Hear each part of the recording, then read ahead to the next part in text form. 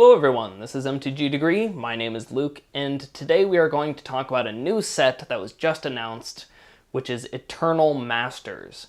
Now we're going to get into it pretty deep based on what we know, but first, let's just say what the set is all about for people who have missed the announcement. So this set is very much like Modern Masters, except instead of focusing on Modern, it's going to focus on Legacy and Vintage. Now, as for how it's going to be released, it's going to be released very similar to Modern Masters as well, in the sense that there will be one foil per pack, it'll sell for $9.99, it'll be composed completely of reprints. Oh, and as for people who are worried about the packaging that was in Modern Masters 2015, because it made all of the cards like whitened on the edges, that won't be the case for this. They're going to use a different packaging, probably just the same that we get on most sets, so the cards will actually come out of the containers nice. Another thing that I would like to mention is that nothing from the reserve list will be reprinted. The reserve list still stands, so don't expect any of those reserve list cards to be there. Also, it has something in its announcement which really worries me. Here, let me read it to you. Eternal Masters is designed to be a unique and enjoyable draft experience, much like Modern Masters. Now this really worries me because when you think about Modern Masters, I think of a set where they use the whole draft experience thing to basically craft a terrible set with very few things that are actually in Modern. They had all these Soul Shift cards, Comet Storm was at Mythic, because it's really good in draft. But I don't buy a $10 pack so that if I get a Mythic, it ends up being Comet Storm. I mean, that's really terrible. So what has been announced? Well, what has been announced is that there will be a reprint of Force of Will, and the art is quite nice. It's also done by the original artist, so, there's continuity there and whatever. And there is a reprint of Wasteland, which, by the way, is also City of Brass for anyone who loves those old callbacks. That one's actually kind of interesting. Now, I personally came up with a little list of cards of things that I would like to see reprinted. Of course, this is focusing on Legacy and Vintage, not Modern. However, there are some cards that play an important role in both, so I'm going to go over this little list. So the first card is Imperial Seal, which is $900. Grim Tutor, which is over $250, Imperial Recruiter at $300, Caracas $150, Tarmogoyf still sitting around $150, Flusterstorm, which is $100, amazingly. Great card, but commander card only is $100, is pretty amazing. Liliana of the Veil, Jace the Mind Sculptor, still right under $100, Rashadan Port, same. Snapcaster Mage, great modern creature, but at the same time played in Legacy, so I think that he would be a decent one. Blood Moon is seen there as well, which would be great for our sideboards.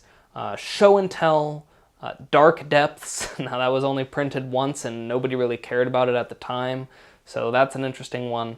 Aether Vial is played in both formats and definitely needs a reprint, it's at $52.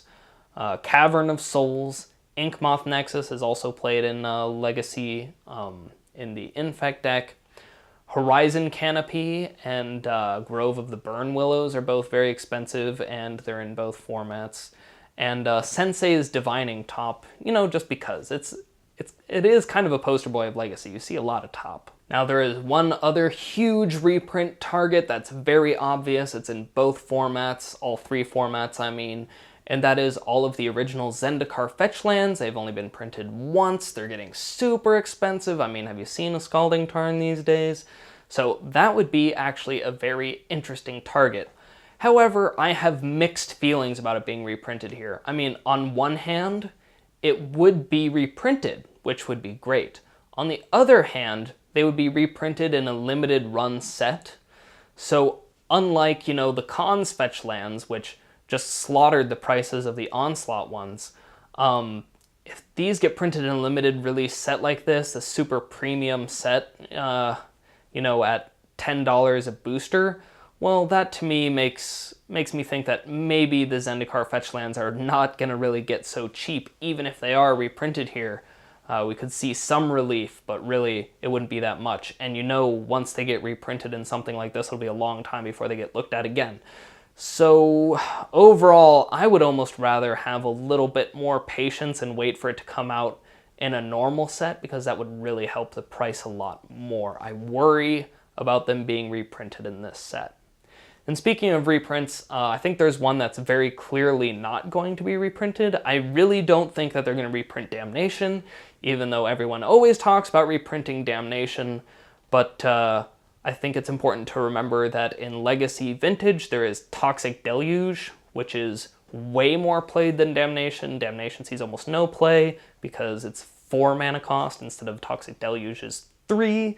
That's very important. So I don't think that we're going to see a Damnation reprint. And if they do, it'll make no sense. It should have been in From the Vault Annihilation. I think we can all agree on that point. So let's talk about how I think this set will affect things.